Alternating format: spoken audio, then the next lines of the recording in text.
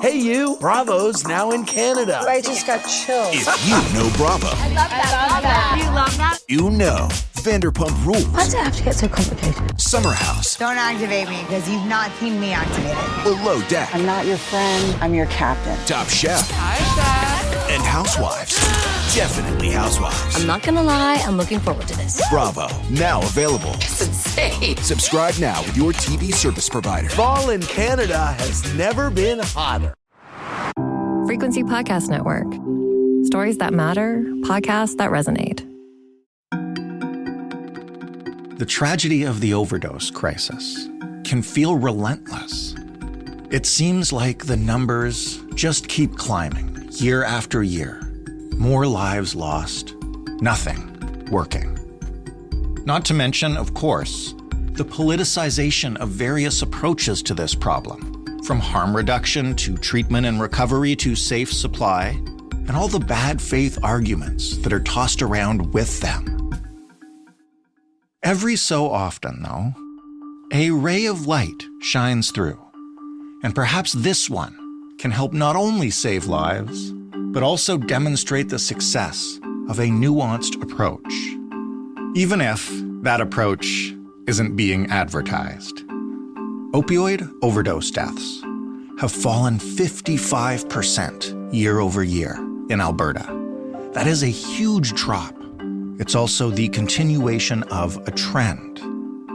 So what's working? Well, if you were to ask a staunch conservative, it's the United Conservative Party's relentless focus on treatment and recovery, compared to the harm reduction and safe supply methods used in other provinces. But here's the thing. The UCP is also funding harm reduction. It just doesn't want to talk about it. So is this dual approach to blame for the decline? Is it something else? Whatever it is, it's something that's working. And if the government doesn't want to fully explain why, maybe we can help do that.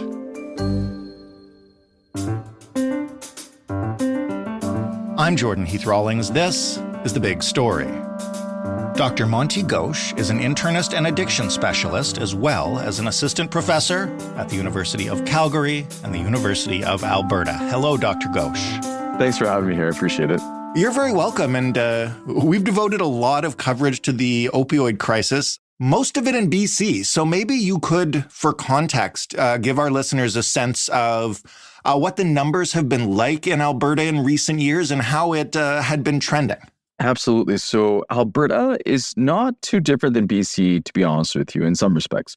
To start off with, a lot of our drug supply back in 2016, especially going onwards and towards the COVID pandemic, was coming from BC. So we were seeing parallels in terms of what was happening with BC in Alberta as well. But things have started to shift more in recent years because of the drug supply itself being changed and shifted and new organizations controlling the drug supply. But part of it's also because of the policy that Alberta has taken with the drug poisoning crisis in comparison to the British Columbia government. And that's what we wanted to talk to you about today. But I also understand that the most recent set of numbers were pretty stark. Do you want to explain what you saw? Yeah. So during the sort of beginning of the pandemic, as well as to the height of the pandemic for the drug poisoning crisis, we were seeing about upwards of 6 deaths a day in Alberta.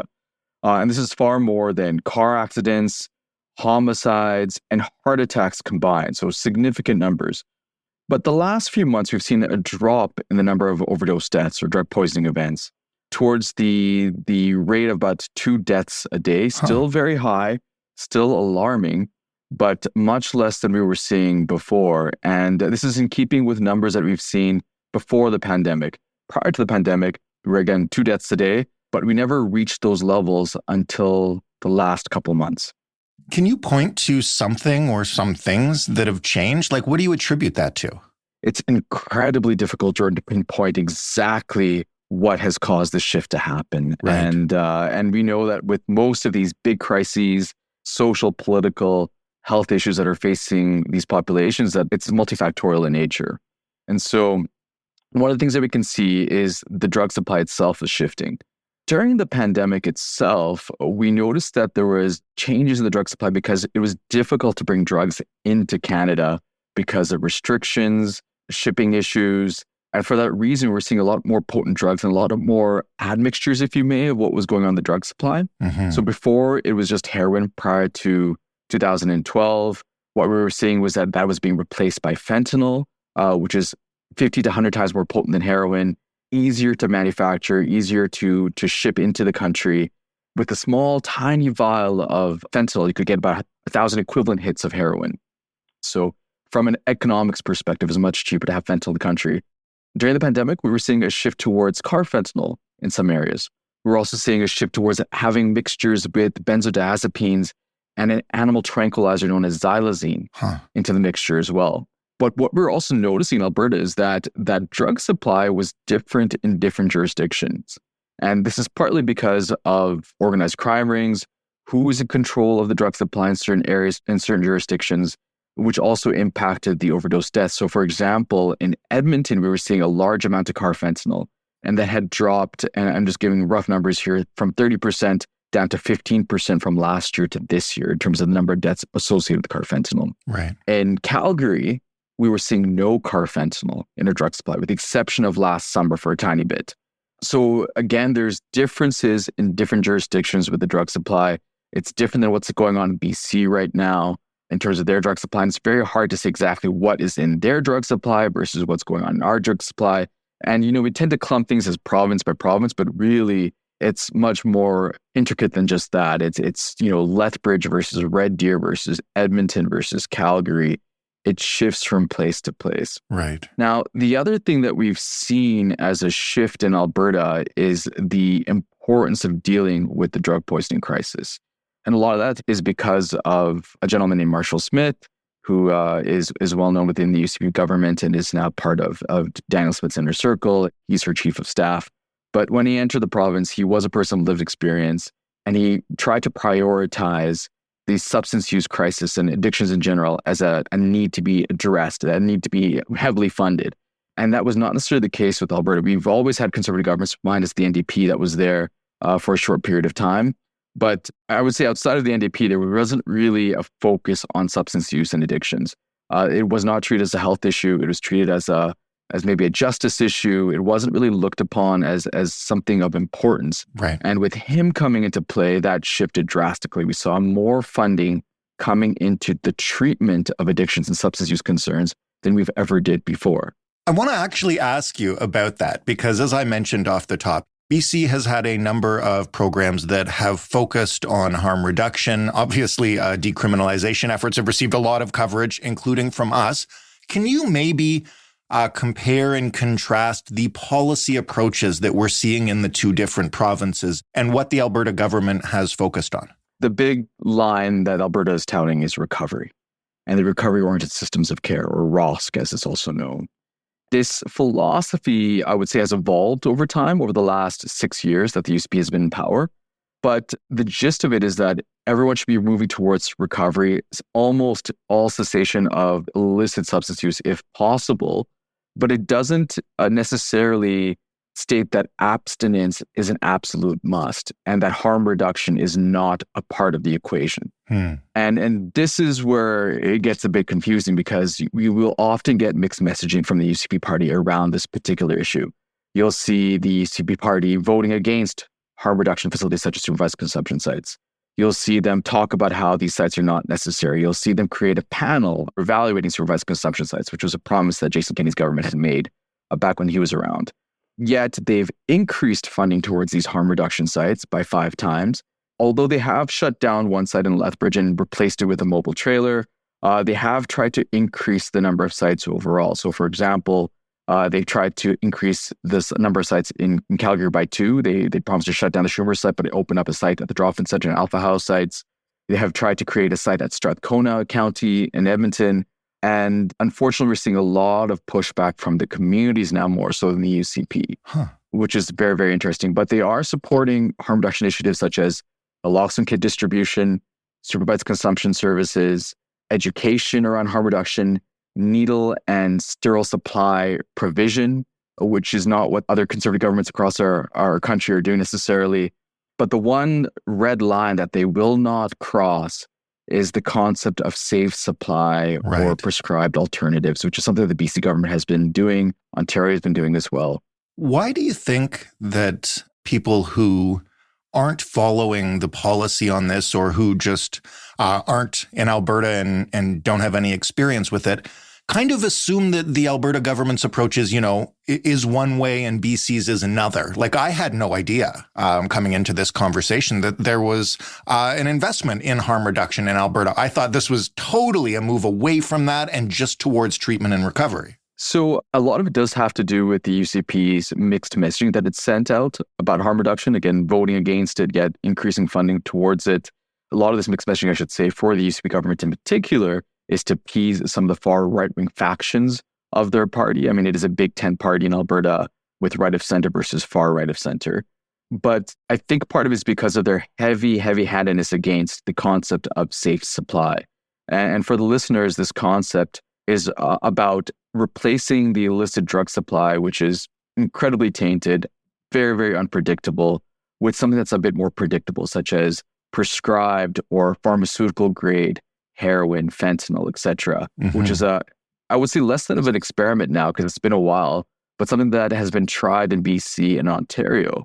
And there's some mixed success with this. I mean, we don't have enough robust studies around this, but some studies have demonstrated a reduction in hospitalizations, potential mortality benefit within a few weeks of being administered this safe supply / prescribed alternatives. But there's also the flip side of this, in which there's concerns about diversion. What diversion essentially means is that people actually aren't using their safer supply or safe supply, that they're selling it to others and using that money to support their own substance use issues. Right. And there's numerous factors associated with this as well as to why people are selling their potential safe supply. Because of that strict and staunch adversity towards safer supply, including creating a commission against safe supply, which they did have in the legislature, there's this concept that they are against everything harm reduction. And they don't properly advertise harm reduction either, to be honest with you. But behind the scenes, they are supporting it. They are increasing funding towards it. And ideally, they would expand upon it to fund more. Hey, you! Bravo's now in Canada. I just got chills. If you know Bravo, I love that. You love that? you know Vanderpump Rules, Why does it have to get so complicated? Summer House, Don't activate me because you've not seen me activated. Below Deck, I'm not your friend. I'm your captain. Top Chef, Hi, Chef. and Housewives. Definitely Housewives. I'm not gonna lie, I'm looking forward to this. Bravo, now available. It's insane. Subscribe now with your TV service provider. Fall in Canada has never been hotter. When it comes to treatment and recovery, as I think I mentioned to our producer when we had a conversation based on some feedback we got on how we cover this issue, it is one thing to advocate for it and another thing to make sure that it's accessible. This kind of program can be, time consuming and expensive. And what kind of concrete investments has or hasn't the UCP made in making sure that, if they're pushing people to treatment instead of safe supply, that they can actually get that treatment? Absolutely. So one of the biggest things they've done is that they've pushed for easy access to opioid agonist treatments. And this includes methadone and buprenorphine. These medications are a mainstay of treating opioid use disorder. These are life-saving medications that everyone should have access to. So what they've done is they've provided a heavy investment into programs such as the Virtual Opioid Dependency Program, which is open 7 days a week, in which anyone in the province can call into a phone number, get access to opioid agonist treatments, and not just clients, but social workers, people in shelters who are dealing with clients who are vulnerable. Anybody can access this service and get these medications for their clients. On top of that, every emergency department in our province is able to prescribe a buprenorphine / Suboxone, which is incredibly helpful for this population group as well. And there's a lot of advertising going on towards this as well. So when I walk down the street in Edmonton and in Calgary, there's billboards, there's displays, there's bus stands advertising the Virtual Opioid Dependency Program. They've also invested in some other harm reduction resources as well, education, the DOORS app, which is the Digital Overdose Response Service, which is a virtual supervised consumption service too. Again, another harm reduction strategy. A lot of advertising around this. What they've also done is they've provided access to Sublocade. So this is an injectable form of buprenorphine Very, very expensive. It's upwards of $1,000 an injection. It's a once-a-month injection. This also helps protect people who are using fentanyl from overdosing. So if they have this in their system and they use fentanyl on top of that, there's less of a risk of them overdosing, having an overdose event. They've also increased access to treatment beds. So one of the early promises that this government had made was that they would increase capacity for medically supported treatment services in our province. By medically supported, I mean access to medications such as methadone and buprenorphine, but also other medications to treat alcohol use disorder, methamphetamine use disorder. There's limited medications for that, but there are some options.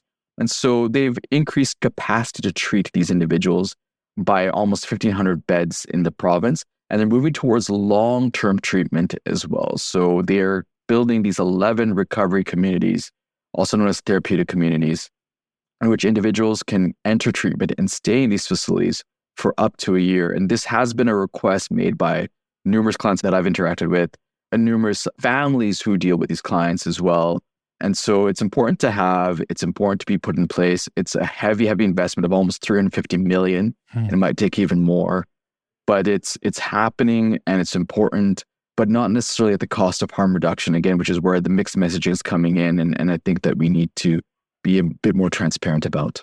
Why do you think these forms of care on either side, be it safe supply, harm reduction, or treatment and recovery, have become so politicized that, to your point, the UCP would not want to advertise, I guess, the fact that it's also doing harm reduction? Incredibly good question, Jordan. I'm not too sure, to be honest with you, as to why it's so politicized. The key here is to follow evidence-based medicine, follow the data, follow the research. Supervised consumption sites do work. We need to be relaying that to the population, despite the stigma that they might have. For example, growing up in the 80s and 90s, we all watched advertisements saying that drugs are bad, that it's a criminal offense. There was this whole mentality of the war on drugs issue. It was a moral failing. And we now know, after years and decades of studies and research, that this is actually a medical diagnosis. This is no different than diabetes or hypertension, that it's not a moral failing, that it's intrinsic changes to the brain chemistry of someone. And it needs to be treated as a health issue, not as a justice issue, not as a social issue necessarily. It's a very, very much a health issue, and it needs to be focused on this as a health issue. So in some respects, BC going towards decriminalization is an important idea, because why are we treating this as a criminal issue if it's the same as diabetes and hypertension? We're not charging someone with a criminal offense for going to 7-Eleven and getting a Slurpee if they have diabetes. I think the form of decriminalization is where there's a lot of mudslinging, if you may. So BC's taken on a very progressive approach that's very different than anywhere else in the world, in which they were allowing people to carry up to 2 grams of substance at any given point in time. Alberta, has looked at another model of decriminalization. They've talked about this. It's not as open or transparent, but they've looked at the Portugal model of decriminalization, which is a bit different. It's more along the lines of what we call diversion, another different than diversion of substances, but it's more about diverting people away from the criminal justice system towards the healthcare streams of things and the social service streams of things. And they're looking at that model more so. And there's tons of evidence for this in Portugal. They've done this for over 20 years. It was a conservative government in Portugal that initially installed it. And it's had mixed success. The success was really related to the amount of money that they've put into treatment services in Portugal. That's where the success was. And they've significantly defunded over the last years, down up to 16% of where it was before. And that's not adjusted for inflation. And Alberta has made it very clear that if they are going to be pursuing this brand of decriminalization, that they need to build the infrastructure first. This includes treatment beds, treatment facilities, access to opioid agonist treatments. Last question then, just in terms of Alberta, what kind of numbers do you expect to see in the next set that you'll get? And what could be done to continue the momentum that you're seeing in the province right now? So I think the numbers that we're seeing right now are the lowest we have seen in a while and will likely increase over the next little bit. And this is based off of some data we've seen from EMS callouts. We know that the number of EMS callouts, which is regularly updated, often mirrors what we see with overdose deaths. And it has trickled up over the summertime, which is what we see almost every summer. So I do think that we will see an uptick in the number of deaths that we're seeing, but it will not be to the same level that we've seen during the height of the pandemic. The numbers that we saw in the summer of 2023, which is quite high as well, it will trickle up, unfortunately, but hopefully we can bring it back down again. And I'm optimistic that if we continue to push for more supports for this population, that these numbers will continue to decrease. In regards to your second question, Jordan, what needs to be done to continue the momentum is that we need to have an everything, all the time, easy access, on-demand support for people who are using substances and people who have substance use concerns.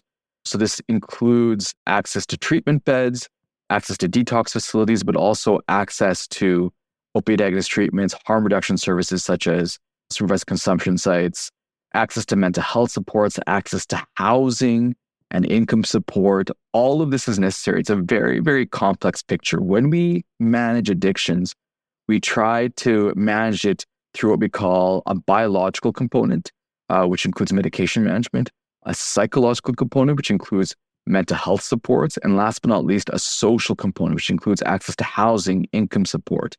And this sort of trifecta, if you may, of dealing with the crisis is really what we need to make sure that things get better. And ideally, that's what we will be doing in the future. And I think the Alberta brand of conservatism and its approach to addiction management and treatment is very unique. And I'm hoping that other conservative provinces across the country follow suit with what Alberta is doing. We're seeing that Saskatchewan and Ontario, for example, are far more right of center than what Alberta is doing. So they're not supporting supervised consumption services. Ontario, for example, is shutting down 10 out of 17 of their supervised consumption services, some in jurisdictions that have no other harm reduction supports.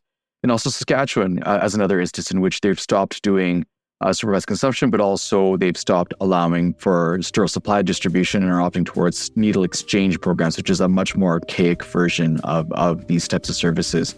So it's important that if they are trying to look at the Alberta model saying and touting the success of the Alberta model, that they actually appropriately follow the Alberta model.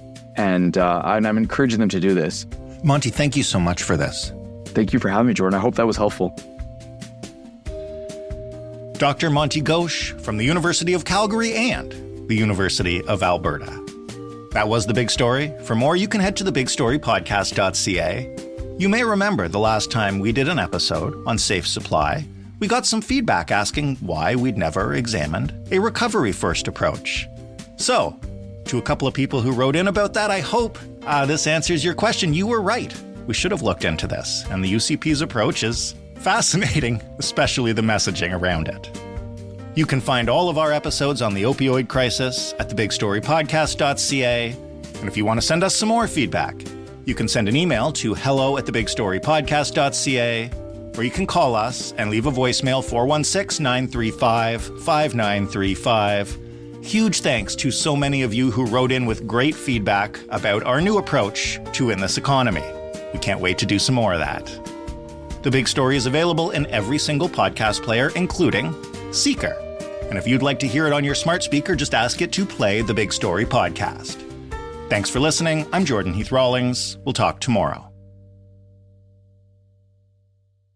Hey you, Bravo's now in Canada. I just got chills. If you know Bravo, I love that. You love that? you know Vanderpump Rules, Why does it have to get so complicated? Summer House, Don't activate me because you've not seen me activated. Below Deck, I'm not your friend, I'm your captain. Top Chef, and Housewives.